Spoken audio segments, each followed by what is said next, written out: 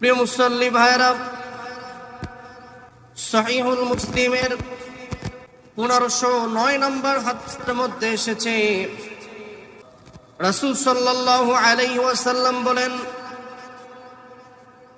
যদি কোনো মুসলমান একজন দাসকে মুক্ত করে, আল্লাহ রাব্বুল আলামিন তার প্রত্যেকটি অঙ্গের বিনিময়ে যে মালিক তার দাসকে মুক্তি দিয়ে দিল, আল্লাহ তাআলা ওই দাসের প্রত্যেকটি অঙ্গের বিনিময়ে ওই মালিকের প্রত্যেকটি অঙ্গকে আল্লাহ তাআলা জাহান্নামের আগুন থেকে মুক্তি দান করে দেয়। আওয়াজ করে বলুন সুবহানাল্লাহ।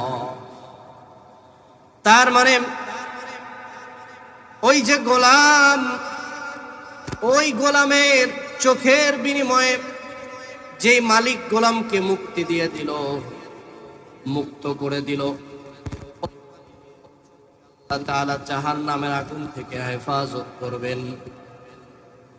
ওই যে গোলামকে আজাদ করে দিল, মুক্ত করে দিল,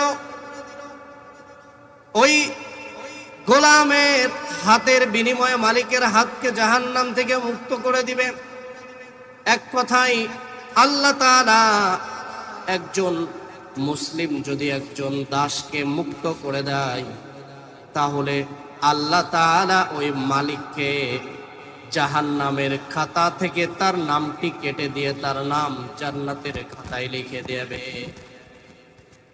এভাবে নবীজি সাল্লাল্লাহু আলাইহি ওয়াসাল্লাম দাস প্রথার বিরুদ্ধে, দাস প্রথাকে বিলুপ্তির জন্য নবীজি সাল্লাল্লাহু আলাইহি ওয়াসাল্লাম তিনি একের পর এক মানুষকে উৎসাহিত করতে থাকলেন।